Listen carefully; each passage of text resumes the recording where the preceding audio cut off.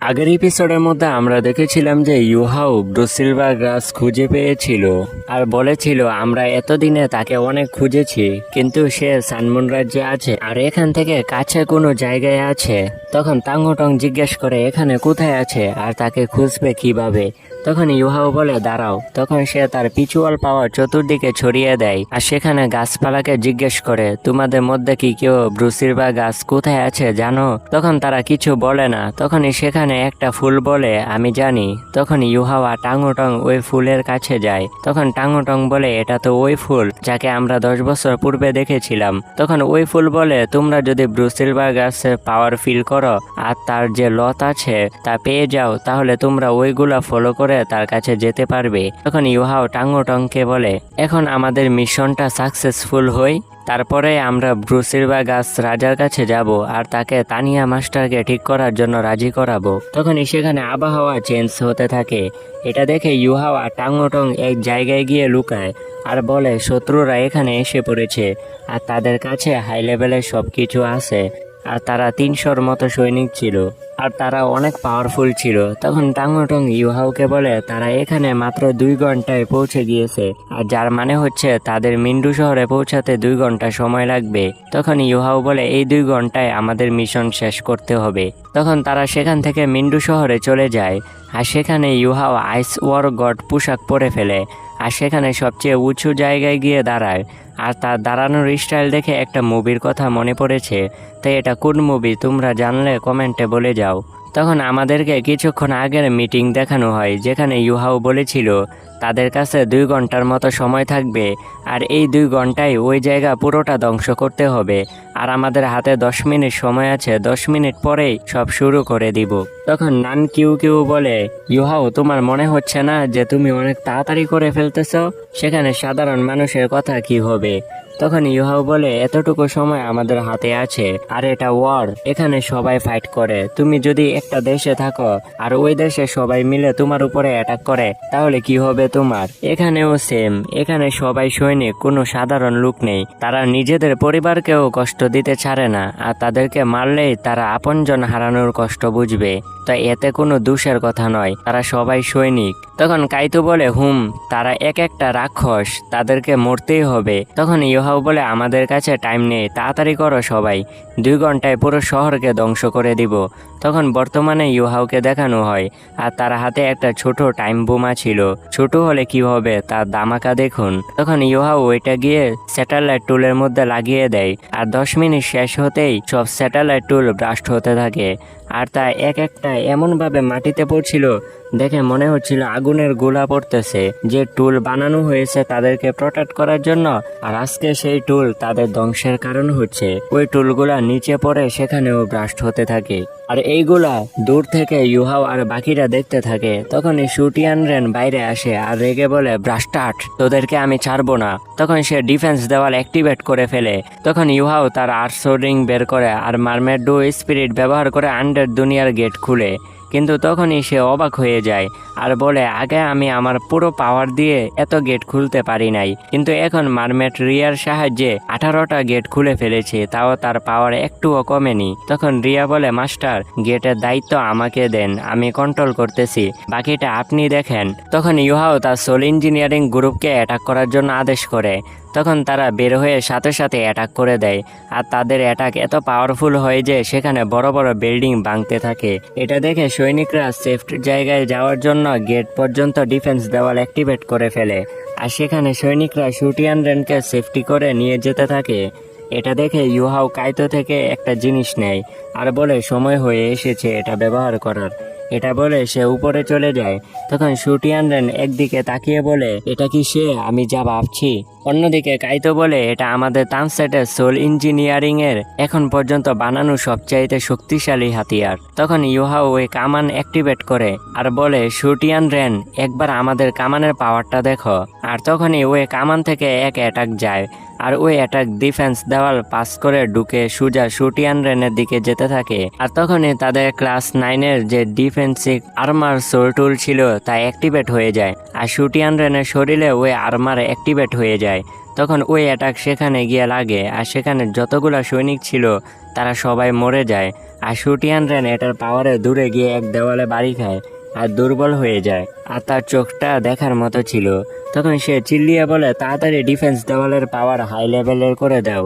তখন ইউহাও তার অ্যাটাক চালিয়ে দেয় আর ওই বড় অ্যাটাক ডিফেন্স দেওয়াল ভেঙে ঢুকতে থাকে, কিন্তু পাওয়ার বাড়ানোর কারণে ওই ওয়েপন আটকে যায়। আর এটা দেখে শুটিয়ান রেন খুশি হয়ে বলে, একটা সাধারণ 9 লেভেলের সোল টুল আমার এই ডিফেন্স দেওয়ালের কিছু করতে পারবে না। কিন্তু তখনই তার চোখ বড় বড় হয়ে যায়, কেননা ইউহাও তার আরো পাওয়ার বাড়িয়ে দিয়েছিল, এই জন্য ডিফেন্স দেওয়ালও ভাঙতে থাকে। আর তখনই ওই অ্যাটাক ডিফেন্স দেওয়াল ভেঙে শুটিয়ান রেনের দিকে যেতে থাকে। আর শুটিয়ান রেন এটা দেখে অনেক ভয় পেয়ে যায়।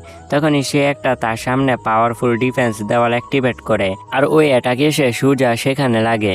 আর সেখানে একটা বড় ব্রাস্ট হয় আর ওই ব্রাস্টের জন্য সেখানে সব ধ্বংস হয়ে যায়। আর তার কিছুক্ষণ পরে আমরা দেখি যে শুটিয়ান রেন এখনো সুস্থ আছে। আর তখনই ইউহাও সবাইকে বলে, এখানে কাজ শেষ, তাড়াতাড়ি সবাই চলো। তখন সবাই যেতে থাকে। আর তখনই ইউহাও দেখে তাদের দিকে 3 জন সানমুন রাজ্যের মাস্টার আসতেছে। এটা দেখে ইউহাও আতঙ্কে পড়ে যায়, কি করবে, তার সৈনিকরা এখনো যায়নি। তখনই সেখানে ওই মাস্টারগুলো এসে তাদের সানমুন ডিভাইন পাওয়ারফুল 9 লেভেলের কামান অ্যাক্টিভেট করে। এটা দেখে ইউহাও বুঝে যায় তারা পুরোপুরি তৈরি হয়ে এখানে এসেছে। তখন সে কাইতোকে বলে তাড়াতাড়ি, তখন কাইতো এটা করে ফেলে। আর তখনই ওই অ্যাটাক এসে ওই ডিফেন্সে লাগে আর একেবারে ওই ডিফেন্সকে দুর্বল করে ফেলে। এটা দেখে কাইতো বুঝে যায় তাদের এই অ্যাটাক অনেক পাওয়ারফুল। তখন সৈনিকদেরকে দেখানো হয় যাদের মধ্যে অর্ধেক সৈনিক চলে গিয়েছে আর অর্ধেক বাকি ছিল। তখন ইউহাও রেগে বলে, যেহেতু তারা এসে পড়েছে তাই স্কিপ করার কোনো সিস্টেম নেই, এই জন্য আমি আর টাঙ্গটং সেখানে পাওয়ারফুল মাস্টার ইয়াউলিনের সাথে ফাইট করব আর বাকি 2 মাস্টার আর বাকিদের সামলাবে। তখনই তারা ফাইটের জন্য চলে যায়। সেখানে ইউহাও ইয়াউলিনকে পিচুয়ার শক অ্যাটাক করে। তখন এটা দেখে ইয়াউলিন 9 লেভেলের হেলমেট পরে, কিন্তু তখনই পিচুয়ার শকের কারণে 9 লেভেলের হেলমেট ভেঙে যায় আর ইয়াউলিন অবাক হয়ে যায়। তখন সে বুঝে যায় এটা তো ইউম্যান নাট সোল টুল। আসলে তারা ইউহাওয়ের ব্যাপারে জানতো না, কেননা ইউহাও তার আইস ওয়ার গড পোশাক পরেছিল, এই জন্য। তখন সে বলে, এরকম অ্যাডভান্স লেভেলে হিউম্যান নাইট সোল টুল সানমুন রাজ্যেরও কোথাও নেই। তখন তাদের মধ্যে ফাইট হতে থাকে। অন্যদিকে ওই 2 মাস্টারকে কাইতো, জিউ আর ফ্যাংজুংজি মিলে সমান টক্কর দিচ্ছিল। তখন ইয়াউলিন তার সাথীদেরকে বলে, এই ছেলে অনেক পাওয়ারফুল, আমি তাকে দূরে নিয়ে যাচ্ছি আর তোমরা এই সুযোগে ওই ডিফেন্স দেওয়ালের ভিতরে কি আছে তা খোঁজ করো। তখন ইয়াউলিন উপরে যেতে থাকে আর তখন টাঙ্গুটং ইউহাওকে আরো উপরে পাঠায় আর এই দিকে 2 মাস্টার নিচে যেতে থাকে। আর তখন তো এক মাস্টার তাদের সাথে ফাইট করতে বিজি হয়ে যায়, আরেক মাস্টার ওই দেওয়ালের দিকে স্পিরিটে যেতে থাকে। তখনই তাকে আটকানোর জন্য সেখানে জুসানশি জিয়ান্নান্নান এসে পড়ে আর তখনই ওই মাস্টার তাদের উপরে অনেকগুলো অ্যাটাক করে দেয় আর তাদেরকে বাঁচানোর জন্য সেখানে গুয়াপু আসে অ্যাটাক করে ওই অ্যাটাকগুলো ধ্বংস করে ফেলে। আর ওই মাস্টার ওই ডিফেন্সের ভিতরে দেখে ফেলে। তখন সে তার সেন্সের মাধ্যমে ইয়াউলিনকে জানিয়ে দেয় যে ওই ডিফেন্স দেওয়ালের ভিতরে শুধু কয়েকজন না, বরং অনেক লোক রয়েছে, তাদের সংখ্যা গণনা করা সম্ভব না, আর তারা এতগুলা মানুষ কেন এসেছে তাও জানি না। তখন ইয়াউলিন বলে, তাড়াতাড়ি সবাইকে খবর পৌঁছে দাও তাদের কামান রেডি করার জন্য। তখন ইউহাও মুস্কে হাসি দেয় আর বলে, অ্যাটাক। তখন ওই ডিফেন্স দেওয়াল থেকে একটা পাওয়ারফুল অ্যাটাক হয়। এটা দেখে ইয়াউলিন বলে, আরেকটা পাওয়ারফুল অ্যাটাক, আর দাঁড়াও, এটার টার্গেট তো প্যালেস। তখন সে বলে, তাড়াতাড়ি তাদেরকে খবর দাও আর বলো সেখান থেকে যাওয়ার জন্য। তখন তাদের সবার মধ্যে আইকনিক লেভেলের সোল টুল দিয়ে ফাইট হতে থাকে। তখন ইয়াউলিন বলে, তোমাদের কি মনে হয় আমরা পুনরায় ডিভাইন সানমুন ওয়েপন ব্যবহার করতে পারবো না? নেও এবার দেখো। তখনই ওই ওয়েপন পুনরায় অ্যাক্টিভেট করে। তখন জুসানশি বলে, আমাদের রিন্ডু ডিফেন্স দেওয়াল একসাথে এত অ্যাটাক আটকাতে পারবে না, যার কারণে আমাদেরকে এখন নিজের জীবন বাজি রেখে হলেও সবাইকে বাঁচাতে হবে। তখন জুসানশি সেখানে এক মাস্টারকে তার পিছুয়ালা হাতের মাধ্যমে আটকে ফেলে আর তখন ওই সানমুন ডিভাইন ওয়েপন থেকে অ্যাটাক হয়। আর এটা দেখে ইউহাও তার বড় বরফে গুলা দিয়ে অ্যাটাক করে। আর তখনই জুসানশি ওই মাস্টারকে ঘুষি দিয়ে 2 অ্যাটাকের মাঝখানে ফেলে দেয়। আর এটা দেখে ওই মাস্টার তাড়াতাড়ি তার পাওয়ারফুল ডিফেন্স দেওয়াল তৈরি করে ফেলে। আর তখনই ওই 2 অ্যাটাক তার শরীরে এসে লাগে। আর এটা দেখে ইয়াউলিন তার সাথীর জন্য চিন্তা হতে থাকে। আর তখনই সেখানে একটা বড় ব্রাস্ট হয় আর তারপরে আমরা দেখি যে ওই মাস্টার অনেক আহত হয়ে গিয়েছিল কিন্তু মরেনি। আর তখনই টাঙ্গটং সেখানে এসে ওই মাস্টারের উপর ড্রাগন ফিশ অ্যাটাক করে। আর ওই দৃশ্য দেখে মনে হচ্ছিল ওই মাস্টার মারা গিয়েছে। আর তখনই অন্যদিকে বেইবে তার লাইটিং পাওয়ার দিয়ে অন্য মাস্টারের উপরে অ্যাটাক করে। আর ওই মাস্টারের অবস্থা খারাপ হয়ে যায়। তখন ইয়াওলিন মিন্ডু শহরকে আদেশ করে অ্যাটাক করার জন্য। আর তাদেরকে ইউহাওদের লিন্ডু ডিফেন্সের লোকেশন পাঠিয়ে দেয়। তখনই আমরা দেখি যে ইউহাওদের সাথীদের অবস্থাও খারাপ ছিল। তখন টাঙ্গটং তার 800 রিং ড্রাগন রেডিয়ান নামের পাওয়ার অ্যাক্টিভেট করে। আর তার চুলের কালার সাদা হয়ে যায়। তখন ইয়াওলিন বলে তোমাদের সবকিছু এখন বেকার। আর তখন ইউহাও তাকে বলে কি তাই নাকি, এটা বলে সে তার আইস তরোয়ার দিয়ে এক পাওয়ারফুল ফ্রেশ অ্যাটাক করে।